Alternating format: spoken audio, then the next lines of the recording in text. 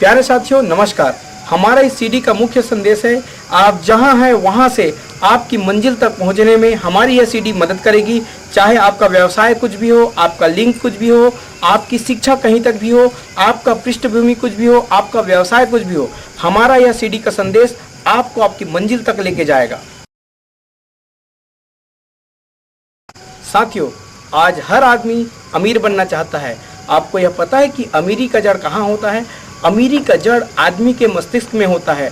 आप देखते हैं कि आदमी का मस्तिष्क किस तरह से काम करता है। देखिए, आप अगर कंप्यूटर के क्षेत्र में जाएंगे, आदमी का मस्तिष्क जो है वह आपका सबसे बड़ा पर्सनल कंप्यूटर है। आप यदि कंप्यूटर के बारे में जानेंगे तो आपको पता चलेगा कि कंप्यूटर में वह प्रोग्राम फिट होता है जैसे वह आप कार्य कराना चाहते हैं। अर्थात कंप्यूटर में एक प्रोग्रामर होता है। प्रोग्रामर जैसे जैसे काम करवाना चाहता है अपने कंप्यूटर में, वैसे वह अपने प्रोग्राम को फिट करता है और कंप्यूटर उसी तरह से कार्य करने लगता है। उसी प्रकार से मस्तिष्क, मनुष्य का जो मस्तिष्क है वह एक पर्सनल कंप्यूटर है, शक्तिशाली कंप्यूटर है, जिसके द्वारा आप उसमें जैसा प्रोग्राम फिट करेंगे आपका मस्तिष्क ठीक वैसा ही कार्य करेगा। हम अपने मस्तिष्क में जैसी प्रोग्रामिंग करेंगे, हमारा व्यवहार, हमारा सब कुछ, हमारी पूरी बॉडी लैंग्वेज उसी प्रकार से कार्य करने लगता है। अगर हम अपने मस्तिष्क में सफल होने की प्रोग्रामिंग करेंगे, हम अपने मस्तिष्क में यदि अमीर बनने की प्रोग्रामिंग करेंगे, तो हमारा व्यवहार भी ठीक वैसा ही काम करने लगेगा, हमारी सोच भी वैसे ही काम करने लगेगा। और यदि आप अपने मस्तिष्क में, अपने जो है दिमाग में ऐसी प्रोग्रामिंग करते हो कि मैं छोटा हूँ, मैं नीरस हूँ, मैं परीक्षा में फेल हो जाऊंगा, मैं सफल नहीं हो सकूंगा, तो आपकी बॉडी लैंग्वेज भी उसी हिसाब से काम करने लगती है। मेरा एक ही संदेश है दोस्तों कि आप किसी भी तरह का एग्ज़ाम पास करने जा रहे हो, एग्ज़ाम की तैयारी कर रहे हो या अपने जीवन में सफल होने के लिए किसी भी स्तर पे काम कर रहे हो, सबसे पहले आप अपने मस्तिष्क की प्रोग्रामिंग अच्छे रखिए। क्योंकि जैसे जैसे आपका मस्तिष्क प्रोग्रामिंग अच्छे करता है, आपका पूरा शरीर का शरीर, पूरा व्यवहार ठीक उसी तरह से समय के रहते बदल जाता है। अगर हम बहुत ही संक्षेप में कहेंगे तो हमको यह कहना होगा कि कंप्यूटर की तरह आपका मस्तिष्क भी आपका आज्ञाकारी सेवक है। जैसे आप कंप्यूटर में कमांड देते हैं और आपका वह पूरी तरह से कार्य करता है, वैसे ही आपका मस्तिष्क भी आपके जो निर्देश देंगे उसी प्रकार से कार्य करेगा। कंप्यूटर के जैसे पता नहीं रहता है कि आपको निर्देश कौन दे रहा है, उसी प्रकार के आपके मस्तिष्क को इस बात की कोई परवाह नहीं रहती है कि आप उसे किस तरह का निर्देश दे रहे हैं। आप उसे अगर सफलता का निर्देश देंगे तो वह आपके लिए सफलता का कार्य करेगा। अगर आप उसे असफलता का निर्देश देंगे, घटियापन का निर्देश देंगे, तो वह आपका मस्तिष्क आपको उसी तरह से कमांड करेगा और आपके पूरे व्यवहार में भी वह धीरे धीरे परिवर्तन ला देगा। मस्तिष्क आपके उपजाऊ मिट्टी की तरह है। जैसे कि बगीचे में आप किसी भी चीज़ को बोते हो तो उस मिट्टी का काम है कि आपके बोए गए चीज़ को वह फल के रूप में आपको दे, उसका पालन पोषण करे। वैसे ही हमारे दिमाग भी एक उपजाऊ मिट्टी की तरह होती है।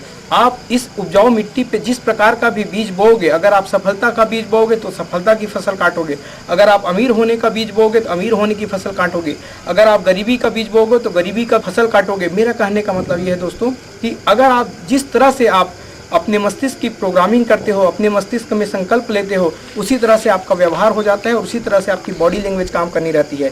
याद रखिएगा कि अगर उपजाऊ मिट्टी में अगर आप खरपतवार बोओगे तो खरपतवार की फसल काटोगे, अगर आप नींबू बोओगे तो नींबू की फसल काटोगे, आम बोओगे तो आम की फसल काटोगे। ऐसा दुनिया में कोई सिस्टम नहीं आया है कि आपने बोया तो नींबू है और काटा आम है।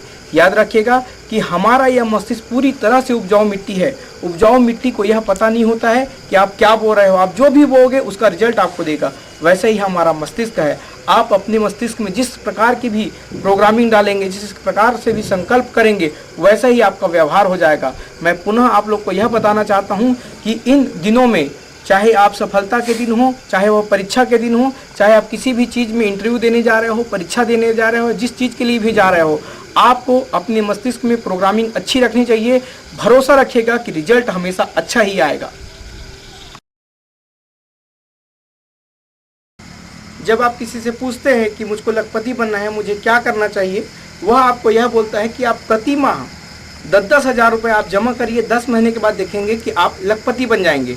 अब यदि आप उससे यह पूछते हैं कि मैं 10 हज़ार कहाँ से लेके आऊँगा, तो वह यह बोलता है यह तो आपकी समस्या है, आप जानिए, मैंने तो आपको लखपति बनने का उपाय बता दीजिए है, अब आप जाने कि आपको 10 हज़ार कहाँ से लाना है। दूसरी परिभाषा में हम यह देखते हैं, आप बच्चा यह पूछता है कि मेरे को सफलता पाना है, मैं क्या करूँ। अब लोग यह बोलते हैं कि आपको सफलता पाना है तो आप सुबेरे शाम बढ़िया से मेहनत करो, दिन रात अच्छे पढ़ाई में लगो, तो यह बोलता है कि मेरा पढ़ाई में मन नहीं लगता, अब मैं क्या करूं? तो वह जवाब देता है, ये तो आपकी समस्या है भाई, पढ़ाई में मन तो आपको ही लगाना है। हम यहाँ पर आपको एक उदाहरण के माध्यम से समझाएंगे कि आप अपने मन को किस प्रकार से काबू में रखेंगे और किस प्रकार से जो है आप अपने मन को अपने कंट्रोल में रख के जिस दिशा में जाना चाहते हैं उस दिशा में जाइए। याद रखिएगा दोस्तों, यह जो मैं उदाहरण बता रहा हूँ यह सभी मन को एकाग्र करके आपके जिस विषय पर, जिस भी स्थिति पर, जिस भी विषय में आप सफल होना चाहते हो उसमें अपना मन लगाइएगा। अब मैं आपको बताता हूँ कि आपको मन को किस प्रकार से एकाग्र करेंगे। एक बार एक राजा हुआ करता था। राजा ने अपने देश में अनाउंसमेंट करवाया, उसने यहाँ एक ढिंढोरा पिटवाया कि एक जो बकरी है उसको जो भी भरपेट खाना खिलवा देगा, भरपेट भोजन करवाएगा, उसको जो है मैं 10,000 का इनाम दूंगा। यह बात सुन के जो है प्रजाएं जो है आने लगी और राजा की बकरी को लेके जाने लगी। जब कोई आदमी राजा की बकरी को लेके दिन भर जो है उस बकरी को पूरे जंगल में रोज घुमाता था, अच्छे अच्छे हरी हरी सब्जी खिलाता था, हरे हरे घास खिलाता था, और जब उसका पूरा पेट भर जाता था तो रात को जब सभा होती थी राजा की, उस समय उसको लाया जाता था। राजा जो है उस बकरी को हरी घास दिखाता था, वह बकरी दौड़े चले आता था हरी घास को खाने के लिए। राजा बोलता था कि तुम तो बोले थे कि भरपेट खिला के लाया हूँ, यहाँ पर देखो ये बकरी को मैं जैसे ही हरी घास दिखा रहा हूँ, फिर बकरी जो है पूंछ हिलाते हुए आ जा रहा है खाने के लिए, इसका मतलब यह है कि इसका पेट भरा नहीं है। ऐसे दिन चलते गए, कोई भी उस बकरी को जो है पेट को फुल नहीं कर पाता था। एक दिन यह बात एक साधु और महात्मा को पता चला। वह जो है राजा के पास गया, बोले कि आज मैं लेके जाऊंगा इस बकरी को, मैं खिलाऊंगा। वह जो है साधु उस बकरी को लेके जंगल में चला गया। जब वह बकरी को लेके जंगल में चला गया, बकरी जैसे ही घास खाने लगती थी, साधु उसको रब से पीछे से मारता था। जैसे ही बकरी घास खाती थी, रबारब उसको पीटता था। उसको उस दिन घास की जगह केवल उसको पिटाई मिलती गई। सुबेरे से शाम तक जैसे ही वह घास को खाने की कोशिश करता था, उसको धड़ से पीछे से जो है साधु उसको पिटाई करता था। शाम बीत गया और जो है वह बकरी को लेके राजा के पास में आता है। शाम को बकरी को राजा जो है हरी वाली घास दिखाता है, पर बकरी जैसे ही हरी घास को देखता है वह पीछे मुड़ के देखता है कहीं मुझको मार तो नहीं रहा है। राजा समझ में नहीं पाता कि यह किस तरह से, किसने क्या किया। उसने साधु से पूछा कि आपने इसको क्या किया दिन भर कि यह जो है हरी जो घास को देख के आज तो खाने के लिए नहीं आ रही बल्कि आपकी ओर देख रही है। साधु ने बताया कि मैंने इसको दिन भर जो प्रक्रियाएं उसने किया, साधु ने उस चीज़ को जो है राजा के सामने प्रस्तुत किया। राजा ने उसको 10,000 का इनाम दे दिया। तो हमारे इस जो संदेश से, बकरी और उस जो मार से यह संदेश जाता है कि हमारा जो दिमाग है वह दिन भर कहीं ना कहीं किसी न किसी तरफ से गुजरता रहता है। हमें विवेक रूपी क्षण से उस दिमाग को मेंटेन करके अपनी उस दिशा में लाना चाहिए, क्योंकि दिमाग का इतना तेज प्रवाह होता है कि उसको कोई नहीं रोक सकता है।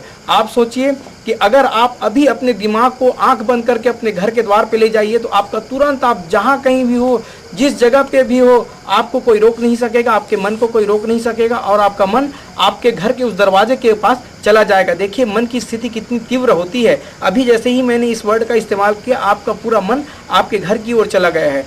मन को कोई नहीं पा सकता है, मन की थाह कोई नहीं पा सकता है। आपको चाहिए कि आप अपने मन को विवेक रूपी क्षण से उसको हर समय मारते रहिए और उसको सीधे राह पर चलने का आदेश देते रहिएगा। मेरा कहने का दोस्तों कि मन को एकाग्र करके जब आप अपनी किसी भी सफलता में जाएंगे, आप अपनी पढ़ाई लिखाई पे ध्यान देंगे मन को एकाग्र करके, तो सफलता आपकी कदम चूमेगी और आपको सफलता के द्वार पे जाने से कोई नहीं रोक पाएगा।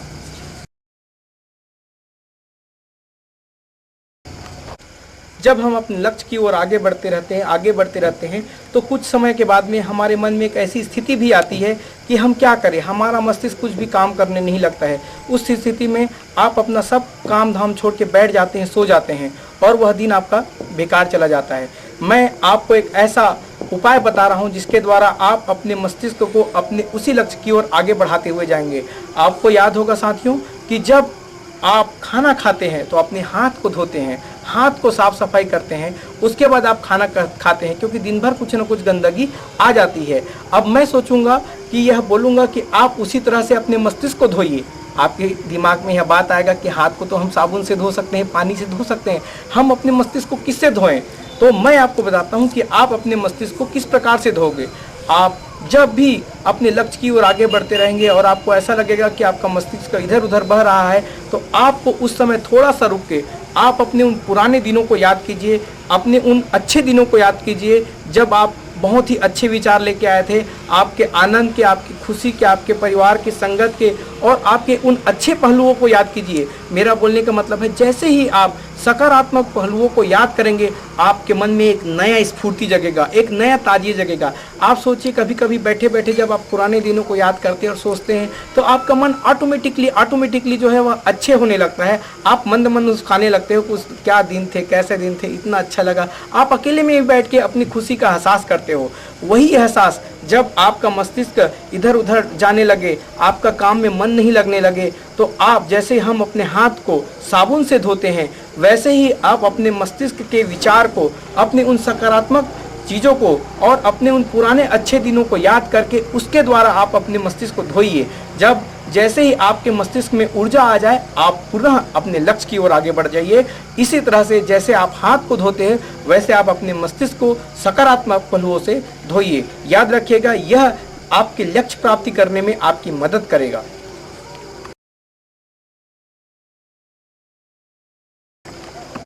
यदि आप अपनी योग्यता को बुरे कामों में लगाने से इनकार कर देते हैं, चाहे उसके लिए आप कुछ भी पुरस्कार मिल रहा हो, तो इससे आपकी सफलता की शक्ति हजारों गुना बढ़ जाएगी।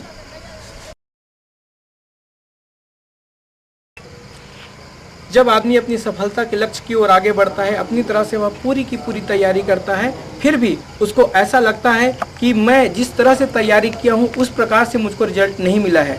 अब हम आपको बताते हैं कि आपकी कमी कहाँ पर होती है। देखिए, जब इंजन चलता है, भाप वाला इंजन चलता है, तो उसको भाप को पैदा करने के लिए पानी को खौलाना पड़ता है। ठंडे पानी से जो है वह जो है भाप नहीं उत्पन्न होता है। जब आप उसको खौलाते हैं और जब खौलाना शुरू भी करते हैं उस समय जब वह 210 डिग्री तक पहुंचता है तब भी भाप नहीं बनता है, 200 तक पहुंचता है तब भी भाप नहीं बनता है। जब तक पानी खौलते खौलते 212 डिग्री फ़ारेनहाइट तक नहीं पहुंचता है तब तक वह भाप नहीं बनता है, और जब भाप बनेगा तभी इंजन जो है चलता है। आप अपनी तैयारी को, जैसे कि भाप बनने के लिए पानी में 212 डिग्री फ़ारेनहाइट की ज़रूरत होती है, वैसे ही आप अपने लक्ष्य को प्राप्त करने के लिए अपनी तैयारी को 212 डिग्री फ़ारेनहाइट तक ले जाइए। मेरा कहने का मतलब है कि आप अपनी तैयारी में इस तरह से जुड़ जाइए, इस तरह से आप अपनी तैयारी में भिड़ जाइए कि आप लक्ष्य की ओर आगे बढ़ते जाएंगे, लक्ष्य की ओर आगे बढ़ते जाएंगे। याद रखिएगा दोस्तों, जैसे कि पानी को भाप बनाने के लिए 212 डिग्री फ़ारेनहाइट की ज़रूरत होती है, केवल खौलने से या 200 से या 210 से वह भाप नहीं बनता है, वैसे ही यदि आप अपनी तैयारी को सामान्य तरीके से करते जाएंगे तो वह जो है आपको अपनी लक्ष्य की ओर नहीं ले जाता है।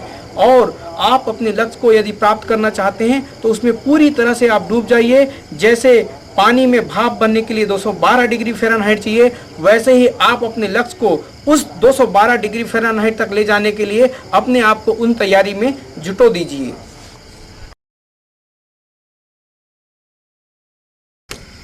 एक घंटे का जादू देखा है आपने? हम आपको बताते हैं यह 1 घंटा अपने अंदर किन किन चीज़ों को समावेश किया रहता है। यदि कोई भी आदमी 1 घंटा किसी भी काम को सीखता है तो वह 1 साल में इतना एक्सपर्ट बन जाता है कि वह उस विषय की बारीकियों को बहुत ध्यान से कर पाता है।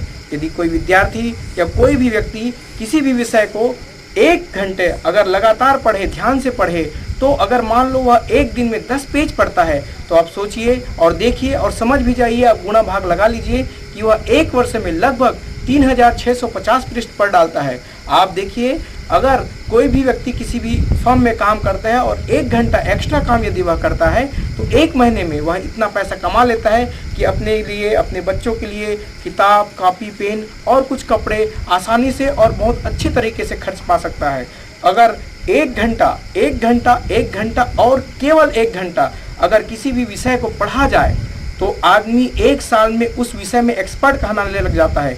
दोस्तों देखिए, यह 1 घंटा अपने अंदर क्या समाये हुए हैं। आप देखिए, आपके जीवन में जो प्रतिदिन गुजरते हैं, आप उन प्रतिदिन में कितने ही घंटे ऐसे ही बर्बाद कर देते हैं।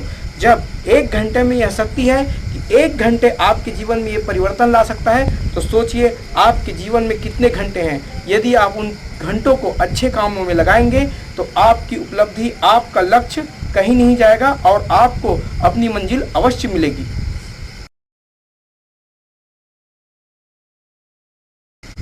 यदि आप किसी परीक्षा की, किसी एग्ज़ाम की तैयारी कर रहे हैं और आप उस विषय में सफल होना चाहते हैं तो हम आपको कुछ टिप्स दे रहे हैं जिसके माध्यम से आप अपनी उस लक्ष्य को प्राप्त कर सकते हैं। उस परीक्षा में आप एग्ज़ाम को अच्छे अंकों पे ला सकते हैं। उसमें सबसे पहला टिप्स है कि आप अपना टाइम टेबल बनाइए कि मुझको इस टाइम पर यह विषय पढ़ना है। अब जब आप रोज़ की तरह उस टाइम टेबल में अपना पढ़ना स्टार्ट करते हो तो मान लो हो सकता है आपने जो पहला टाइम टेबल निर्धारित किया है कि अंग्रेजी पढ़ना है, उसके बाद गणित पढ़ना है। अब किसी दिन आपको ऐसा लगता है कि अभी आपको अंग्रेजी पढ़ने का मन नहीं है और वह टाइम टेबल जो है अंग्रेजी पढ़ने का है, तो आप जो है उस समय उसी चीज़ को पढ़िए जिस पर आपका मन जा रहा है। जैसे कि आपका अंग्रेजी पढ़ने का मन नहीं है, अभी गणित करने का मन है, तो आप जो है गणित को कीजिए और गणित के टाइम पे आप जो है अंग्रेजी को पढ़ लीजिए। इस प्रकार से जो है आपका टाइम टेबल चलता रहेगा। यदि आपको पढ़ने का मन नहीं कर रहा है तो आप उस मेथड को लागू कीजिए जो हमने पिछले समय बताया था कि आप अपने दिमाग को किस तरह से सकारात्मक पहलुओं में लाते हुए रिचार्ज करेंगे। यदि आप किसी विषय को बार बार याद करते हैं और वह याद नहीं होता है, आप परेशान हो जाते हैं कि यह याद क्यों नहीं हो रहा है, मैं बार बार इतना मेहनत कर रहा हूँ फिर भी यह याद क्यों नहीं हो रहा है। आइए हम एक ऐसे मेथड के बारे में आपको जानकारी देते हैं जिस मेथड के थ्रू से आप इस चीज़ से आप परेशान हैं वह भी आपका समस्या का समाधान हो जाएगा। वह होता है दोस्तों चेतन मन और अचेतन मन की अवस्था। अब आपको यह बताते हैं कि चेतन मन और अचेतन मन क्या होता है। देखिए, आप जब कंप्यूटर में या फिर टेलीविज़न पे आप किसी चीज़ का विज्ञापन देखते हैं, बार बार उसका विज्ञापन देखते हैं, और जब आप किसी दुकानदार के पास में जाते हैं और उस प्रोडक्ट को खरीदना चाहते हैं तो आपने विज्ञापन में जिस प्रोडक्ट को देखा है उसी प्रोडक्ट का नाम आपके मुंह से आ जाता है और आप अनायास ही उस प्रोडक्ट को खरीद लेते हैं। यह होता है दोस्तों अचेतन मन। अचेतन मन की स्थिति में जब भी आपको कोई चीज़ बोला जाता है तो वह आपके ब्रेन के मस्तिष्क में चला जाता है और वह अनायास ही आपके स्वभाव में उतर जाता है। आइए हम आपको बताते हैं कि आप किस प्रकार से अपने सब्जेक्ट को उस अचेतन मन की स्थिति में लाएंगे। जब आपसे कोई चीज़ याद नहीं हो रहा होता है तो आप सोते समय अपनी पूरी बॉडी को कंट्रोल करें। और कंट्रोल किस प्रकार से करेंगे, आप जो है नख से लेके सर के बाल तक अपनी बॉडी को स्थिर करने का प्रयास कीजिए। अब स्थिर कैसे करेंगे, आप जो है सोचिए सोते समय अपनी पूरी बॉडी से कि मेरा जो है नख जो है शून्य होते जा रहा है। नख के बाद जो है आप एड़ी पे आएंगे, एड़ी के बाद माड़ी पे आएंगे, माड़ी के बाद कमर पे आएंगे, कमर के बाद पेट पे आएंगे, पेट के बाद जो है कंधे, और उसके बाद में सर, और उसके बाद में बाल तक आएंगे। जब आप बाल की स्थिति तक आ जाते हैं तो आपका पूरा शरीर जो है शून्य की स्थिति पे चला जाता है। अब आपको जो चीज़ याद नहीं हो रहा था उस चीज़ को आप उस मैटर को याद करने की कोशिश कीजिए और आप उसको हल्के से धीरे से जो है दोहराने की कोशिश कीजिए। जब आपका यह मन उस हल्के से धीरे से दोहराते उसमें डूब जाएंगे और आपको धीरे धीरे नींद आ जाएगा।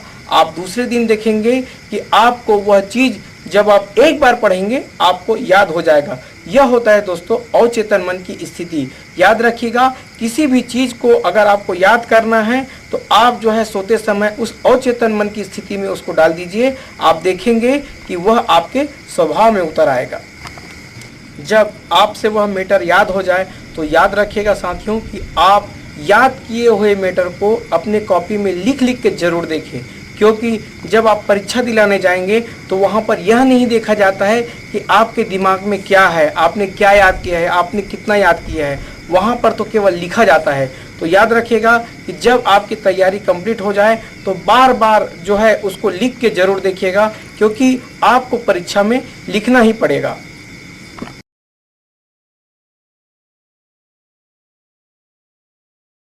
इस पूरी दुनिया में देखिए कि सब आदमी जो है एक ही समान दिखाई देता है। सबके नाक, कान, पैर एक ही प्रकार के होते हैं, उनकी बनावट एक ही होती है। फिर सभी लोग सफल क्यों नहीं होते हैं? उन सफलता के पीछे उनका सोच है, उनके आपकी आपसी सामंजस्य है, वह किन लोगों के साथ रहता है, कैसे उठता बैठता है, यह सब डिपेंड करता है।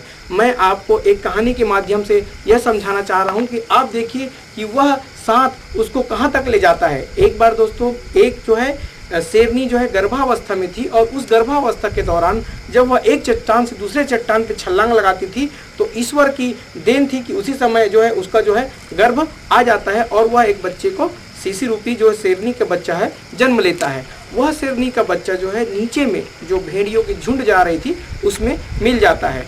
भेड़िए का झुंड में जब वह मिल जाता है तो उसी भेड़ियों में एक माँ थी जो उस बच्चे को देख के बहुत ही लालायित हो जाती है और उसको वह पालने लग जाती है। वह जो शेर है वह भेड़ियों के साथ पलने लगता है। धीरे धीरे जो है बड़ा होते जाता है, बड़ा होते जाता है। शेर तो शेर रहता है, उसकी बनावट तो अलग रहती है भेड़ियों से, लेकिन देखिए जब भेड़े लोग उन शेर को देखते थे तो ऐसा लगता था कि ईश्वर की कृपा दृष्टि रहती है, कोई कोई का शरीर ऐसा हो जाता है। इस तरह से वह प्रक्रिया चलते रहती है। शेर का बच्चा भी उन भेड़ों के साथ रह के मिमियाने लगता है, भेड़ों के बीच में ऐसा जो है घसीट घसीट के चलने लगता है।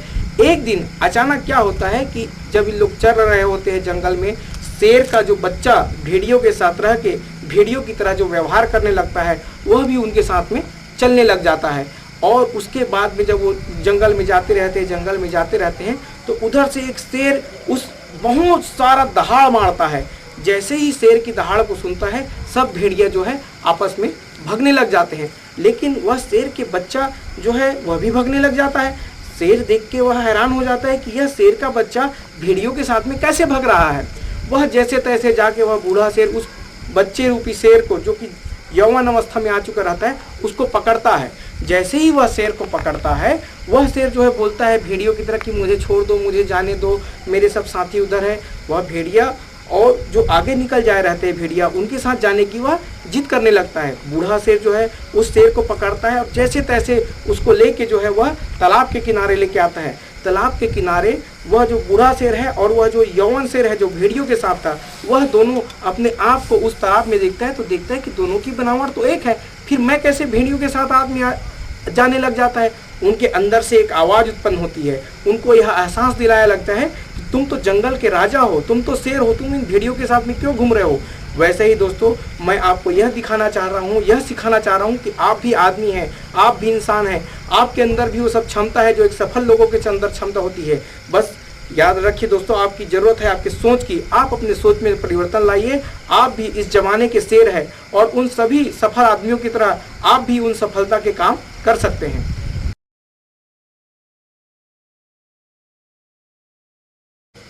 आप अपनी कमजोरियों को अपनी सफलता के रूप में परिणित कीजिए।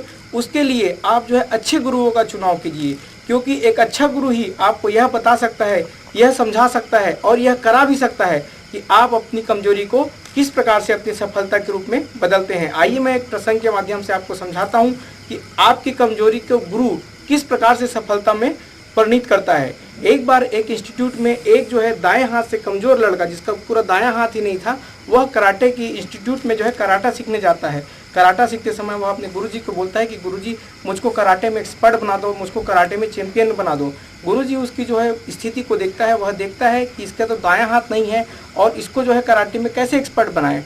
समय बीतता जाता है, सारे लड़कों को वह पैतरा भी सिखाता है और वह जो एक प्रक्रिया जो चलती है उस प्रक्रिया में सभी को सिखाना शुरू करता है। और उसी के साथ साथ इस दाएं हाथ से जो अपंग जो लड़का था, जिसका दायां हाथ भी नहीं था, उसको भी वह जो है सारे जो है पैतरा सिखाया जाता है। धीरे धीरे समय बीतता जाता है तो गुरुजी जो है उस जो लड़के को एक विषय में बहुत ही पारंगत करता है। वह जो है समय आता है और एक दिन वह मुकाम भी आ जाता है जब सारे लड़कों का जो है जैसे आपका परीक्षा होता है वैसे उनके कराटे का जो है प्रतिभागी लोग आपस में साथ और सम्मिलित होते हैं।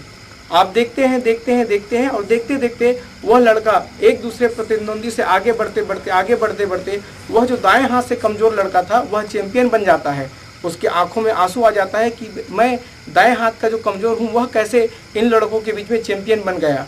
वह अपने गुरुजी के पास जाता है और गुरुजी को बोलता है कि क्या गुरुजी आपने मेरे को जो पैतरा सिखाया था, क्या वह पैतरा इन बच्चों को नहीं सिखाया था जो ये लोग मेरे को प्रतिद्वंदी में हरा नहीं पाए। गुरुजी बोलता है बेटे तुम जो है दाएं हाथ से कमज़ोर थे और मैंने तुमको उसी पैतरे में एक्सपर्ट बनाया कि जो इस पैतरे का तोड़ नहीं होता है। जिस पैतरे में मैंने तुमको एक्सपर्ट बनाया था उस पैतरे का तोड़ यह था कि जब तक आदमी तेरा दायां हाथ जो कि तेरे पास नहीं है उसको पकड़ेगा नहीं तब तक तुमको कोई हरा नहीं पाएगा। अब चूंकि तेरे पास तो कोई दायां हाथ है ही नहीं तो वह उस प्रतियोगिता में कोई भी तुमको हरा नहीं पाया और इस प्रकार से तुम एक्सपर्ट बन गए। याद रखिए गुरुओं में वह शक्ति होती है कि वह आपकी कमजोरी को भी आपका साधन और शक्ति बना सकता है।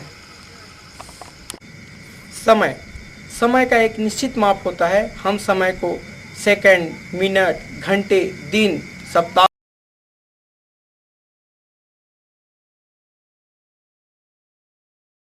महीने, वर्ष और शताब्दी के रूप में जो है देखते हैं और जानते हैं।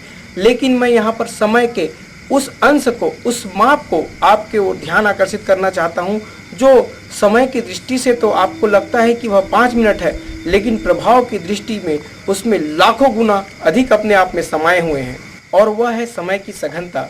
आपने पौराणिक कथाओं में कई ऋषि मुनियों के जीवन परिचय के बारे में पढ़ा होगा।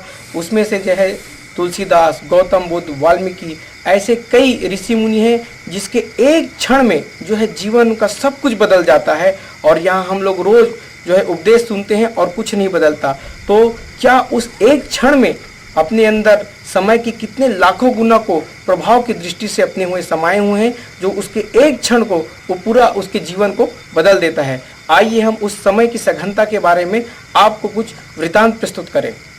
यदि आप किसी दुकान में जाते हैं और उस दुकान में जाकर आप यदि गन्ने का रस पीते हैं तो आपको महज 2 मिनट में जो है गन्ने का रस मिल जाता है और आप जो है 2 मिनट में उस गन्ने के रस को पी लेते हैं। लेकिन आप दूसरे दृष्टिकोण से देखिए कि वह 2 मिनट में पिया जाने वाला गन्ने का रस अपने अंदर कितने समय को समाये हुए हैं।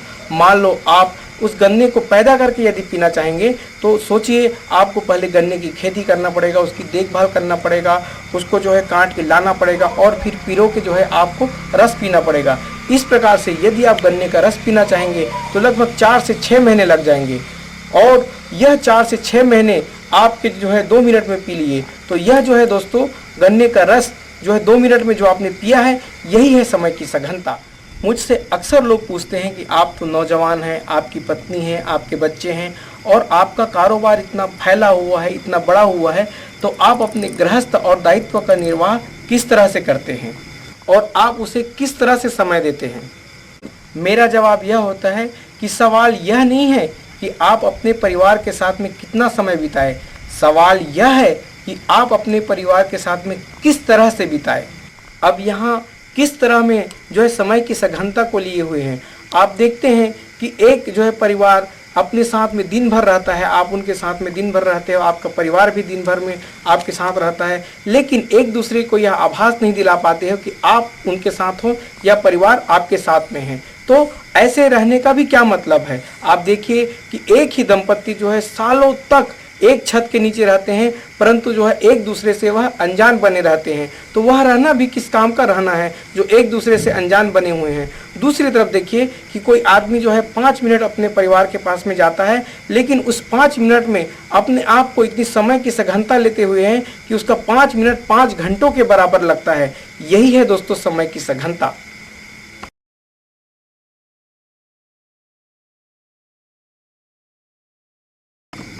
याद रखिए, रिश्ते बनाने में बहुत लंबे समय लगते हैं और कई लंबे समय का जब दौर गुजरता है, आपसी सामंजस्य बैठता है, तब उस रिश्तों में प्रगाढ़ता आती है।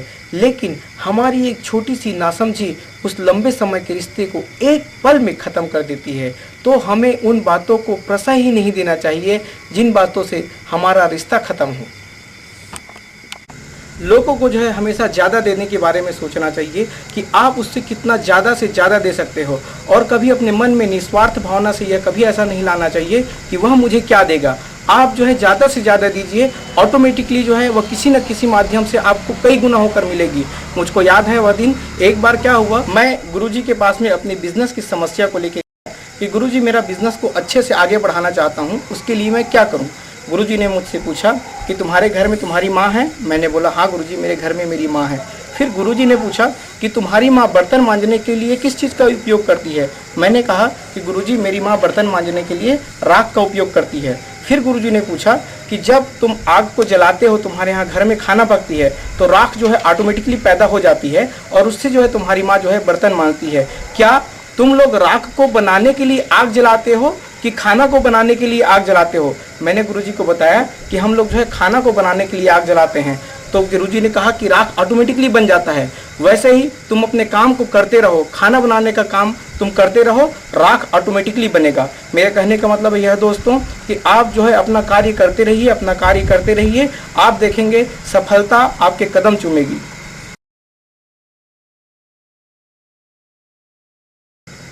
1 दर्जन का मतलब 13 होता है। मैं अपनी डिक्शनरी में 1 दर्जन का मतलब 13 लेके चलता हूँ। अब मैं बताता हूँ कि यह 1 दर्जन का मतलब 13 कैसे होता है। मैं बचपने की अवस्था में था, मेरे दादाजी उस समय जिंदा थे। हमारे यहाँ जो है चना बूट की खेती होती थी। मेरे दादाजी जो है उस समय मेरे को चना बूट भेजने के लिए रायपुर भेजा करते थे और उसके साथ में मेरे यहाँ से एक नौकर भी जाया करता था।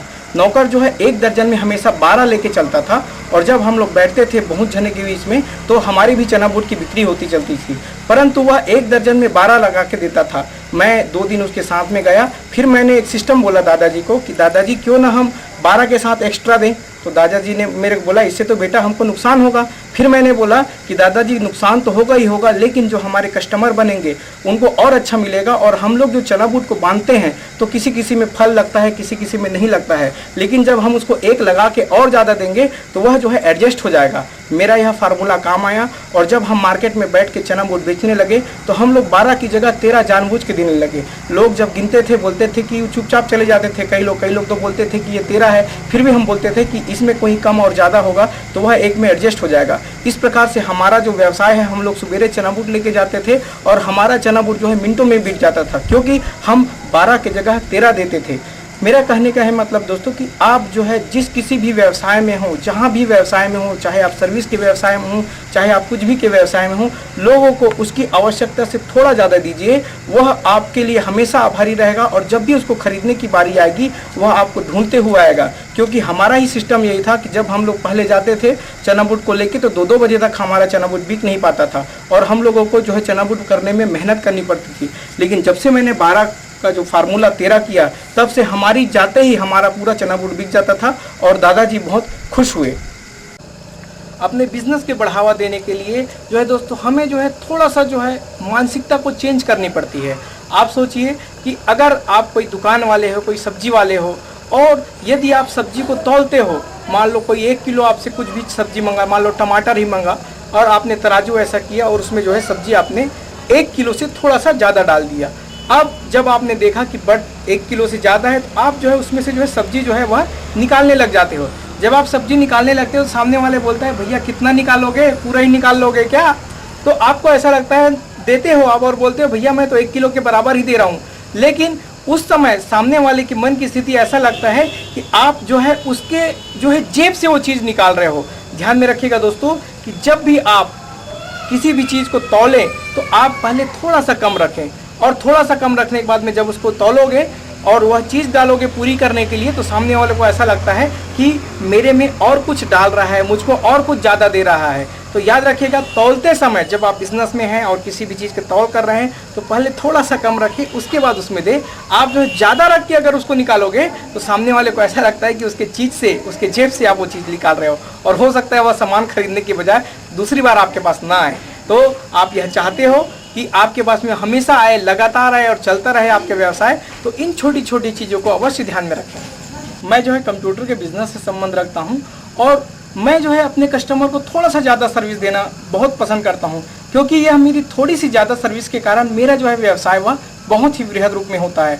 मैं देखता हूँ, मैं देखते गया हूँ, यह मेरे साथ खुद का प्रैक्टिकल गुजरा है। जब मैं किसी को कंप्यूटर बेचता हूँ, कंप्यूटर बेचने के 1 सप्ताह बाद या 10 दिन के बाद मैं उसको अवश्य फ़ोन करता हूँ कि आपका कंप्यूटर कैसे चल रहा है, आपके कंप्यूटर में कोई प्रॉब्लम तो नहीं है। वह जो है बहुत खुश होता है। याद रखिएगा, आपको अपने व्यवसाय को जब भी बढ़ावा देना है तो आप जो है उस प्रोडक्ट को बेचने के बाद में अवश्य उससे टेलीफोन से बात करें। इससे उसको ऐसा लगता है कि आप जो है उसकी ध्यान रख रहे हैं और वह अपने आसपास के पड़ोसियों की भी बताता है कि उसकी सर्विस बहुत अच्छी है। आप किसी भी काम को थोड़ा सा भी अगर ज़्यादा उसको सर्विस दे देंगे तो इससे जो है आपके व्यवसाय दिन दुगुनी और रात चौगुनी तरक्की करेगी। हमें क्वांटिटी पे ध्यान न देकर क्वालिटी पे ध्यान देना चाहिए, क्योंकि अगर आपके अंदर क्वालिटी आ गई तो आपका व्यवसाय निश्चित रूप से अच्छा चलेगा।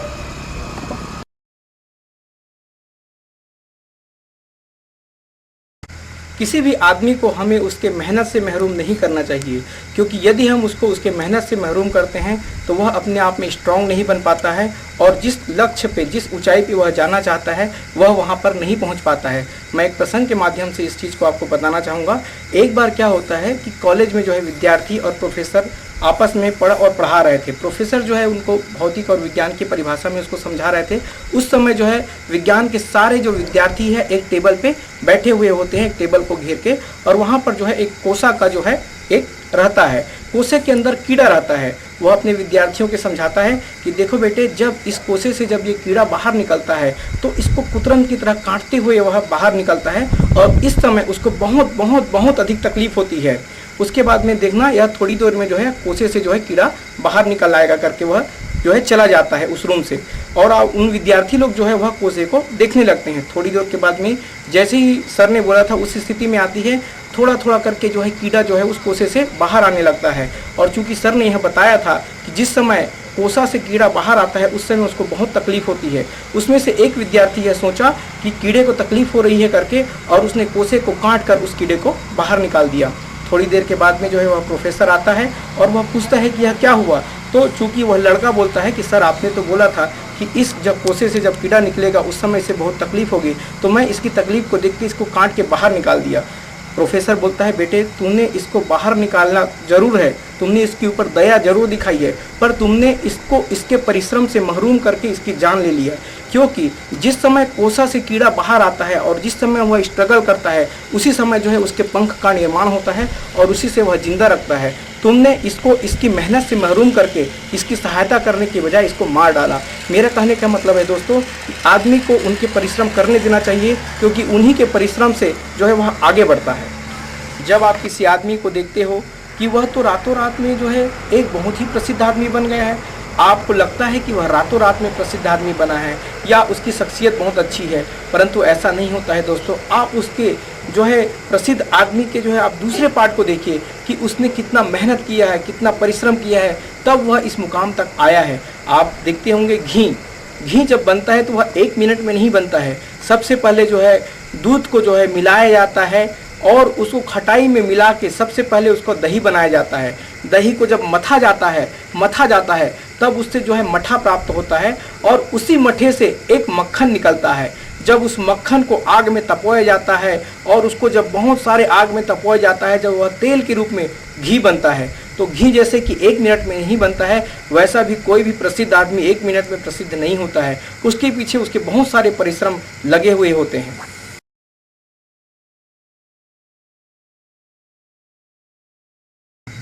क्या आपने यह नहीं देखा है कि लोगों के पास में अपार धन दौलत रहती है, उसके बाद में भी वह सुख की तलाश में रहते हैं?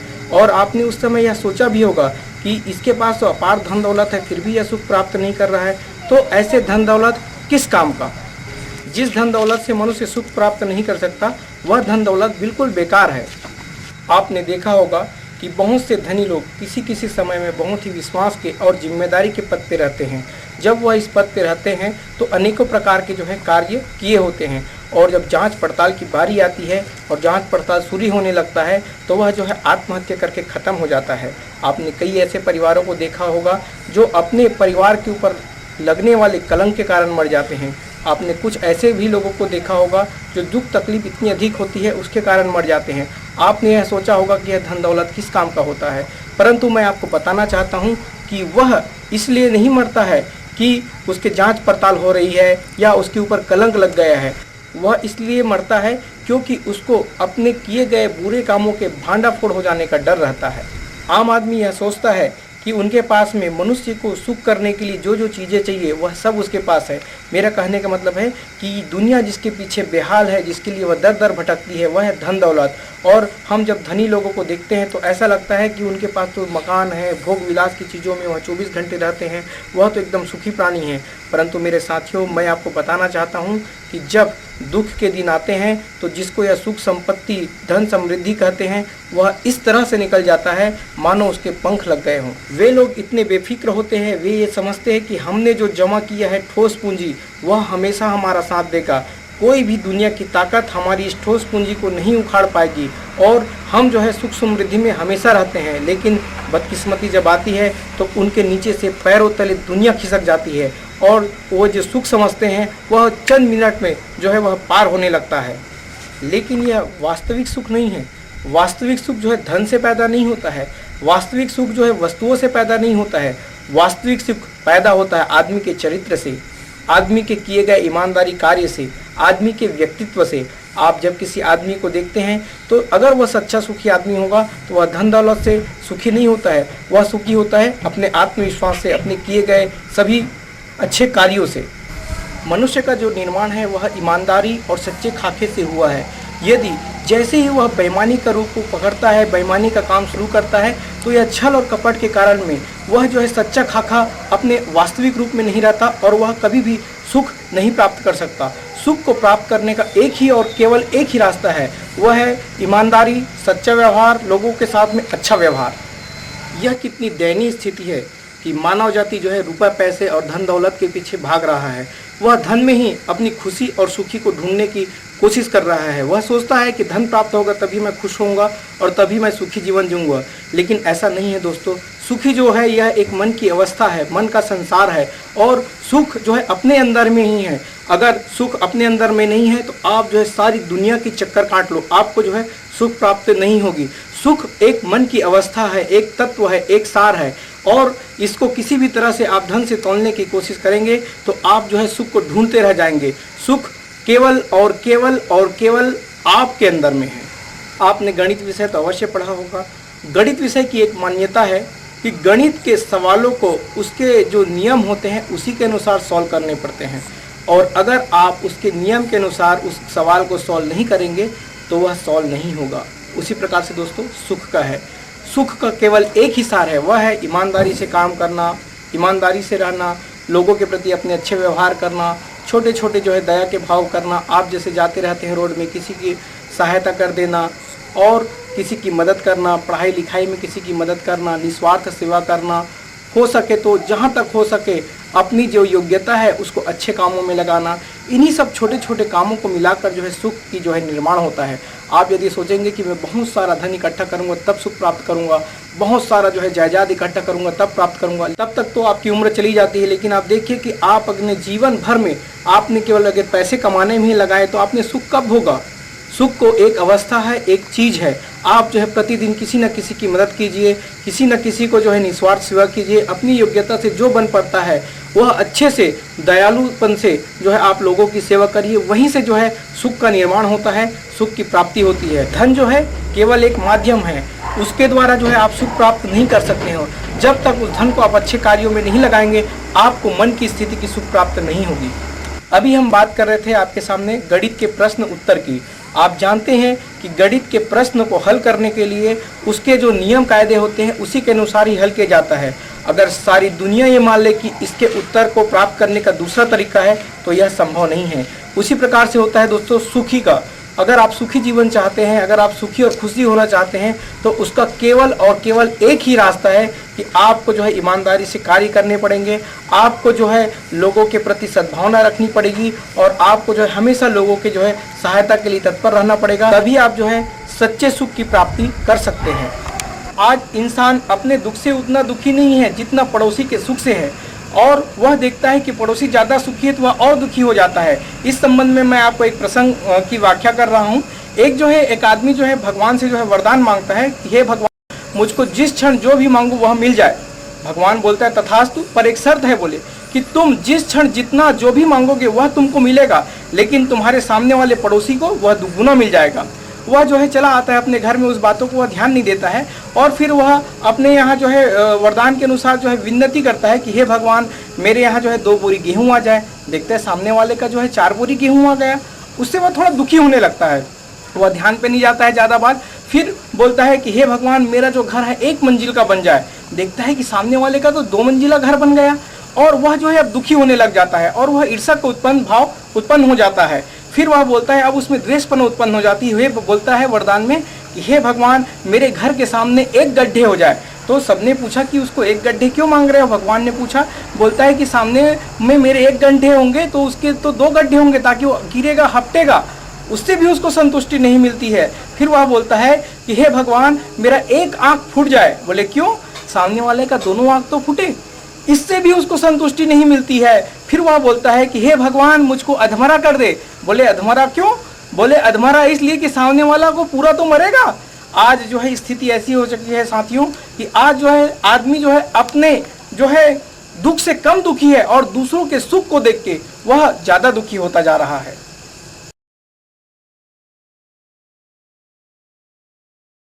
पैसा जो है हर काम की कीमत नहीं होता है। आप देखते हैं कि माँ बाप जो है अपने बच्चों की परवरिश इस उम्मीद से नहीं करते हैं कि उसे जो है बाद में पैसा मिलेगा। पैसा हर चीज़ की वैल्यू नहीं होती है। पैसा जो है हमेशा अक्ल की बात नहीं करता है। वह जब भी बातें करता है वह अपने अनुसार बात करता है। आपने ऐसा देखा होगा, ऐसा सुना होगा कि अक्सर लोग बोलते हैं कि हर एक चीज़ की एक कीमत होती है। अगर ऐसा कोई व्यक्ति बोलता है दोस्तों, इसका मतलब है वो खुद एक बिकाऊ व्यक्ति है। निष्ठा, अच्छे चरित्र और अच्छे व्यक्तित्व वाले लोग जो है वह बिकाऊ नहीं होते हैं। आप देखते हैं कि पैसे के बल पे आप सब कुछ को खरीदने की कोशिश करते हैं, परंतु आप खुद भी जानते हैं कि पैसे से आप जो है पेन तो खरीद सकते हैं पर अच्छी लिखावट नहीं खरीद सकते। आप पैसे से अच्छा बिस्तर खरीद सकते हैं, महंगे से महंगा आप जो है बिस्तर खरीद सकते हैं पर नींद नहीं खरीद सकते। अगर आपका स्वास्थ्य खराब है तो पैसे से आप बहुत महंगी से महंगी दवाई खरीद सकते हैं परंतु स्वास्थ्य प्राप्त नहीं कर सकते। पैसा जो है महंगे से महंगी घड़ी खरीद सकता है परंतु समय नहीं खरीद सकता। पैसे से आप महंगे से महंगे अच्छे से अच्छा खाना खरीद सकते हो मगर भूख नहीं खरीद सकते। पैसे से आप जो है महंगी से महंगी किताब खरीद सकते हो परंतु ज्ञान नहीं खरीद सकते। आज जो है यदि आपके पास में दिमाग है तो आप जो है दिमाग से पैसे उत्पन्न कर सकते हो, काम करके, व्यवस्था करके और जैसे भी है बिजनेस करके। परंतु दोस्तों, अगर आपके पास में पैसा है और आप सोचोगे कि मैं इससे दिमाग उत्पन्न कर लूँगा तो ऐसा नहीं हो सकता। आप जो है पैसे से जो है अपना दिमाग उत्पन्न नहीं कर सकते हैं। करोड़पति आदमी 1 लाख लोगों को करोड़पति नहीं बना सकता परंतु शिक्षित आदमी 1 लाख लोगों को शिक्षित कर सकता है। आदमी जब किसी कार्य को करता है तो उसको घमंड ऑटोमेटिकली हो जाता है और आए दिन जो है वह अपने किए गए कामों पे थोड़ा सा उत्साहित होता है और थोड़ा सा अभिमान सबको होने लगता है। सोचो, हम लोग थोड़ी थोड़ी चीज़ों को बनाते हैं तो हमको इतना अभिमान होता है। आज देखिए कि अगर हम कोई कंप्यूटर के बारे में जाते हैं, कंप्यूटर बनाते हैं तो बोलते हैं कि इससे जो है एक लेटेस्ट मॉडल आएगा, इससे जो है एक लेटेस्ट मॉडल आएगा। तो इस लेटेस्ट का मॉडल का मतलब होता है कि जो अभी जो बना था उसकी कुछ कमियां थी, उस कमियों को इस नए मॉडल पे पूरा किया जाएगा। आदमी जो है अभी तक कोई भी चीज़ को कंप्लीट नहीं बना पाया है, वह हमेशा लेटेस्ट की खोज में रहता है। लेकिन ईश्वर रूपी यह जो मानव शरीर बना है यह 100 साल भी वही है और आज भी वही है और इसका अभी कोई लेटेस्ट मॉडल नहीं आया है। यह शुरू से अंत तक यह लेटेस्ट ही है। तो सोचो कि हम थोड़ा सा चीज़ बनाते हैं तो हमको कितना गुमान होता है। तो इस जो शरीर रूपी जो भगवान ईश्वर ने बनाया है ब्रह्मा, उसको भी गुमान हो जाता है। एक बार जो है ब्रह्मा जी को जो है वह गुमान हो जाता है कि अगर मैं इस मनुष्य रूपी जो मैं यहाँ पे जो बनाया हूँ, अगर मैं इसको छोड़ दूँ बनाना तो जो है विष्णु जी, जिसको पालनहार है जो विष्णु जी है, वह मेरे को दोबारा बुलाएगा और वो जो है यह सोचता है कि मेरे अलावा इसको कोई नहीं बना पाएगा। परंतु यह तो प्रभु की लीला है। विष्णु जी के पास में ब्रह्मा जी जाते हैं, बोलते हैं कि अब मेरे बहुत दिन हो गए काम करते करते, मैं इस काम को छोड़ना चाहता हूँ। विष्णु जी उसको 2-3 बार समझाते हैं कि नहीं, आप काम मत छोड़िए, करिए। परंतु उसके अंदर तो अभिमान आ जाया रहता है ब्रह्मा जी के अंदर में। वह बोलता है नहीं, मैं छोड़ना ही चाहता हूँ, बोलता है। फिर वह जो है अपना इस्तीफा जो है विष्णु जी को देख के जो है आगे निकल जाता है। वह सोचता है कि मेरे को 1 दिन 2 दिन के बाद में विष्णु जी जरूर बुलाएंगे। पर विष्णु जी की एक कृपा होती है, एक ऐसा ही एक और प्रसंग उसमें आ जाता है। वह जब छोड़ के चले जाता है, जाते रहता है तो वह देखता है थोड़ी दूर जाने के बाद में कि बहुत दूर ऊँट, लंबे जो है ऊँट पे जो है बहुत सारे लोग, बूढ़े बूढ़े लोग एक एक ऊँट पे जो है बैठ के आते रहते हैं। उसको वह देखता है, जो इस्तीफा दे के जो ब्रह्मा जी जाया रहता है, वह देखता है कि ऊँटों की लंबी जो है दूरी है। वहाँ पे जो सामने वाला ऊँट में जो बूढ़ा आदमी आया रहता है, उनसे पूछता है कि ये लंबी दूरी किसके लिए है। तो वह जो उस ऊँट पे जो बूढ़ा आदमी बैठा रहता है, वह बोलता है कि अभी अभी विश्वसनीय सूत्रों से हमको पता चला है कि एक ब्रह्मा ने जो है अभी इस्तीफा दिया है और उसी ब्रह्मा के जगह पे ये सारे ब्रह्मा, जो पुराने ब्रह्मा लोग हैं, वह जा रहे हैं। बोले क्यों जा रहे हैं? बोले क्योंकि यही गलती उन्होंने कुछ साल पहले किए थे और रिटायर हो गए हैं और आज तक जो है वह लंबी लाइन खड़ी हुई है। ब्रह्मा जी को उसका एहसास होता है और वह पुनः काम पे आ जाता है। तो ब्रह्मा जी पुनः अपने काम में वापस आ जाता है। दोस्तों, हमें जो है अपने छोटे छोटे कार्यों पे कभी घमंड नहीं करना चाहिए। यह तो ईश्वर की कृपा है। ईश्वर जिसे चाहे उसे बढ़ाई देता है। ईश्वर जिसे चाहे उसे बढ़ाई देता है और आंखों की 2 नोक से सारा संसार दिखाई देता है। नजरिया, दोस्तों हमारा नजरिया जैसे ही रहेगा, हमारी सोच भी उसी प्रकार से आती है। हम आपको यह बताते हैं कि नजरिया के माध्यम से लोगों की सोच कैसे बदलती है। आप जो है किसी भी एक खूबसूरत लड़की के एक जगह बिठा दीजिए, अब देखिए लोगों का नजरिया कैसे बदलता है। उस खूबसूरत लड़की को देखा और कोई डॉक्टर आया उसको देखने के लिए कि आप इसके बारे में कुछ विचार उत्पन्न कीजिए या कुछ बताइए इसके बारे में, तो वह डॉक्टर देखेगा उस लड़की को तो बोलेगा कि इसमें ये बीमारी है, इसका ये चीज़ कमी है, इसके ब्लड में ऐसा है, जो भी है वह जो है लड़की को देख के अपनी डॉक्टरी के अनुसार से वह उसको बताने लगेगा। अब डॉक्टरी को हटा दीजिए, फिर एक जो है ज्योतिष को लेके आइए। ज्योतिष जो है उस लड़की को देखेगा, तो ज्योतिष जब उस लड़की को देखेगा तो उसके बारे में उस बोलेगा इसकी रेखा ऐसा है, इसके भाग्य की रेखा इसकी ऐसे है, इसके मस्तक की रेखा ये बता रहा है, इस प्रकार से वह बात करेगा। किसी टेलर को बुलाएं तो टेलर जो है वह जो कपड़ा पहने रहेगा उसके बारे में बताएगा, यह इस प्रकार से है, ऐसा है, वैसा है। इसी प्रकार से अगर किसी साधु को बुलाया जाए तो साधु उसको देखेगा, बोले अरे ये लड़की इतनी सुंदर है तो इसको बनाने वाला कितना सुंदर होगा। मेरा कहने का मतलब है दोस्तों कि लड़की एक है, लेकिन जो देखने वाले जो फील्ड के आदमी के अनुसार से उसकी नज़रिया बदल जाती है। याद रखिए, अगर आपका नज़रिया बहुत अच्छा है तो आपकी पूरी बॉडी लैंग्वेज अच्छे से कार्य करेगा, और अगर आपका नज़रिया घटिया है तो आपकी बॉडी लैंग्वेज पूरे घटिया कार्य करेंगे, और यह जो है आपके शरीर के लिए नुकसानदेह है। इसलिए हमेशा जो है नज़रिया अपना बहुत ही अच्छा रखिए।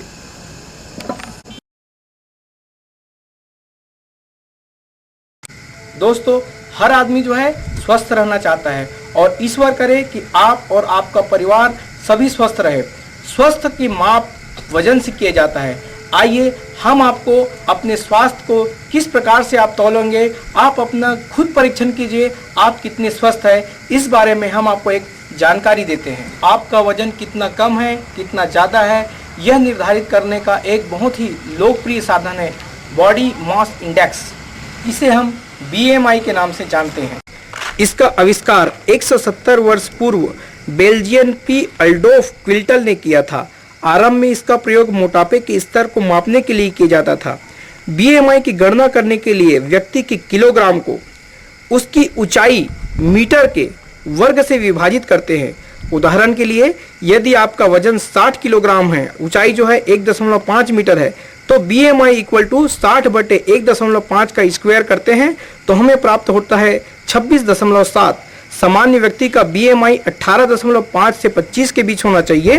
18.5 से कम का BMI कम वजन का घोतक होता है, तथा 25 से अधिक BMI अधिक वजन का संकेत देते हैं।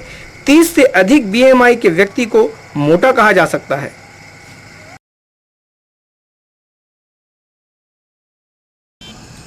एक बार की बात है दोस्तों, हम जो है अपनी गाड़ी पे जो है रायपुर की तरफ से आ रहे थे, एक शहर से दूसरे तरफ जा रहे थे। वहाँ पे जो है हमको एक ट्रैफिक पुलिस वाला मिला। ट्रैफिक पुलिस वाले ने जो है हम लोग को अपनी गाड़ी की कागजात मांगी। हम बहुत ही एकदम कि हमारे पास तो सब कुछ है करके जो है हम गाड़ी की कागजात, अपने ड्राइविंग लाइसेंस सब कुछ दिखाते हैं, RTO से संबंधित जितनी चीज़ है वो दिखाते हैं। पुलिस वाला हमसे पूछता है कि इंश्योरेंस कहाँ है इसका। हमने बोला भाई हमारी गाड़ी है, हमको इंश्योरेंस कराना है नहीं कराना है हम जानेंगे, आप जो है गाड़ी की कागजात चेक करिए, हमारा जो है लाइसेंस देखिए और हमको जाने दीजिए, हमको जल्दी है। पुलिस बोला देखिए आपकी गाड़ी पे कोई इंश्योरेंस नहीं हुआ है, आपको जो है जुर्माना भरना पड़ेगा। हमने तो उस समय जैसे भी करके जुर्माना जो भी था वो भरा और आगे निकल गए। फिर हमने देखा कि आखिर गाड़ी की इंश्योरेंस क्यों ज़रूरी है। अब यहाँ दोस्तों कि जब हम इंश्योरेंस में आते हैं, गाड़ी के इंश्योरेंस क्यों ज़रूरी है, हम सोचते हैं कि हमारी मर्जी है हम क्यों इंश्योरेंस कराएं। इस संबंध में मैं आपको कुछ तथ्य अवगत कराना चाहता हूँ। गाड़ी की जो है दोस्तों 2 इंश्योरेंस होती है, एक होती है फर्स्ट पार्टी इंश्योरेंस और दूसरा होता है थर्ड पार्टी इंश्योरेंस। मैं आपको बताना चाहता हूँ कि फर्स्ट पार्टी इंश्योरेंस क्या होती है। जैसे कि आप गाड़ी में हैं, गाड़ी आपकी जा रही है और आपकी गाड़ी से खुदा न करे, ईश्वर न करे किसी की टक्कर हो जाए, और यदि टक्कर हो जाती है तो अब वहाँ पे देखो दोनों को नुकसान होता है। एक तो वह जिसको आपने टक्कर दिया और एक आपकी जो गाड़ी की डैमेज होती है। उसके बाद में काम शुरू होता है दोस्तों इंश्योरेंस का। उस स्थिति में यदि उसने क्लेम किया सामने वाले ने तो वह जो है भरपाई इंश्योरेंस करेगी, और अगर आपकी गाड़ी को भी किसी प्रकार का डैमेज हुआ तो आपकी जो है वह भी भरपाई जो है बीमा कंपनी करेगी। इस प्रकार से जो है दोस्तों फर्स्ट पार्टी इंश्योरेंस होता है। फर्स्ट पार्टी इंश्योरेंस में जो है आपका जो है सामने वाले की भी भरपाई करता है और आपकी खुद की भी, वह जो आपकी जो नुकसान हुआ है उसकी भी भरपाई करता है। लेकिन आजकल जो है फर्स्ट इंश्योरेंस में थोड़ी सी रकम ज़्यादा पटानी पड़ती है, इसलिए लोग जो है थर्ड पार्टी इंश्योरेंस करते हैं। अब बताता हूँ यह थर्ड पार्टी इंश्योरेंस क्या है। आप जो है अपनी गाड़ी से जा रहे हैं और किसी को भी आपने ठोकर मार दिया, आपकी गाड़ी से कोई एक्सीडेंट हो गया। अब वह एक्सीडेंटल आदमी हो सकता है वह लखपति हो, करोड़पति हो, अरबपति हो, तो अगर वह क्लेम किया, आपको मान लो कि आपने बहुत ही प्रसिद्ध आदमी को ठोक दिया और उसने आपके ऊपर क्लेम कर दिया 2-3 करोड़ रुपए का। अब आप तो 2-3 करोड़ है नहीं, तो आप तो फंस गए बुरी तरीके से। तो ऐसी स्थिति में जो है थर्ड पार्टी अगर आप इंश्योरेंस किए रहेंगे तो उसकी इंश्योरेंस की भरपाई जो है वह कंपनी करेगी। आप देखते हैं कि फर्स्ट पार्टी इंश्योरेंस में आपका भी भरपाई कर रहा है और जो एक्सीडेंट हो रहा है उसकी भी भरपाई कर रहा है, बट थर्ड पार्टी इंश्योरेंस में कि अगर आपके द्वारा किसी प्रकार का एक्सीडेंट हो जाता है और आपके पास में पैसे नहीं रहते हैं उसके भुगतान करने की, तो उसका भुगतान जो है थर्ड पार्टी का अगर आपने किया है तो उसका भुगतान बीमा कंपनी करती है। भविष्य की अनिश्चितताओं को दूर करने के लिए हमारे सामने एक ऑप्शन होता है इंश्योरेंस का। साथियों, इंश्योरेंस एक ऐसी आग्रह की विषय वस्तु है जिसके द्वारा हम अपनी भविष्य की अनिश्चितताओं को दूर करते हैं।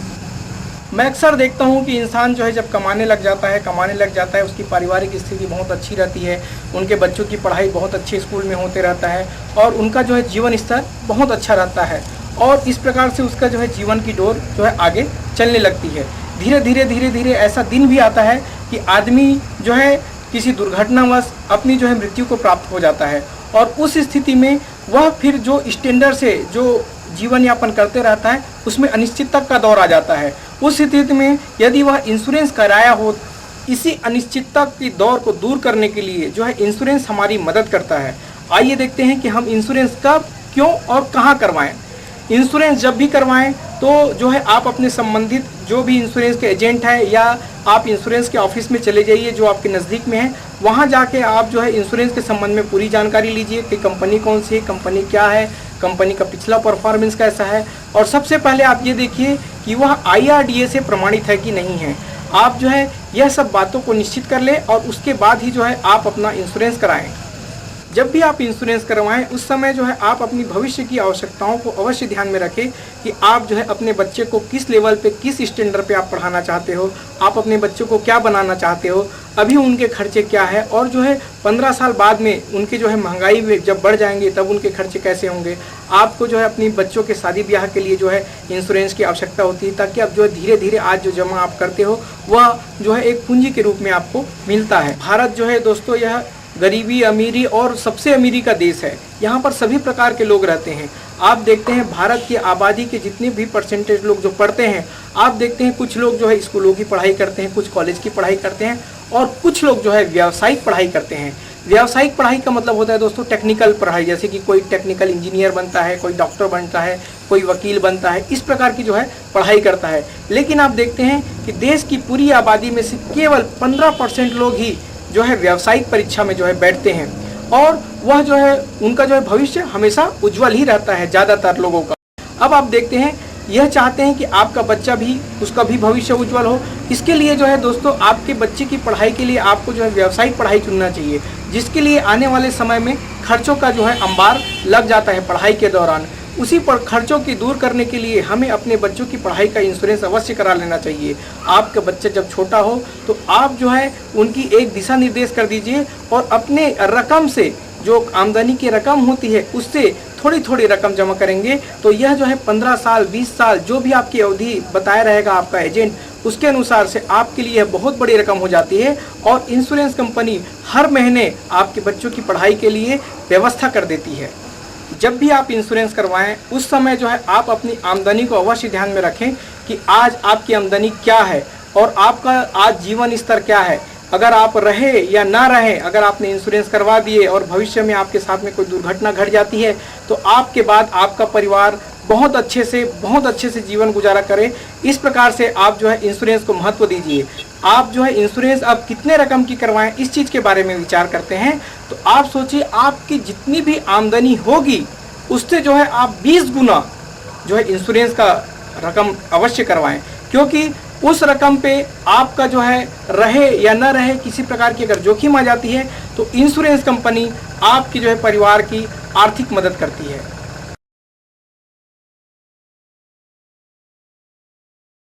मायके में रहो या ससुराल में, जचकी कराओ सिर्फ अस्पताल में। दोस्तों याद रखिएगा कि जब आपके बच्चे का जन्म होता है उस समय जो है आप जो है अस्पताल में जाएं और अस्पताल में जो है वह डिलीवरी करवाएं। जैसे ही बच्चे का जन्म होता है तो आप जो है उसको जो है पोलियो से संबंधित जो है खुराक दें और जो है टीकाकरण की पूरी जो है जानकारी अपने वहाँ जो भी नर्स, NM या जो भी स्वास्थ्य के अधिकारी है उनसे ले।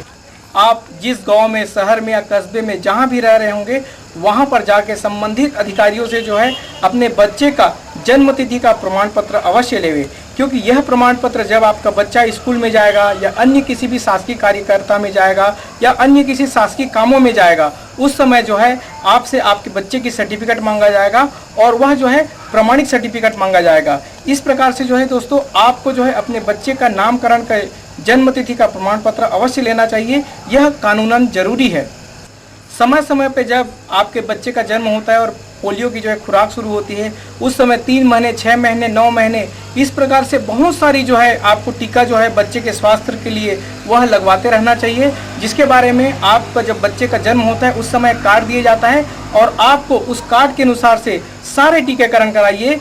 इस टीकाकरण से जो है आपके बच्चे में जो है रोगों से लड़ने की जो है क्षमता आ जाती है और आपका बच्चा हमेशा स्वस्थ रहता है।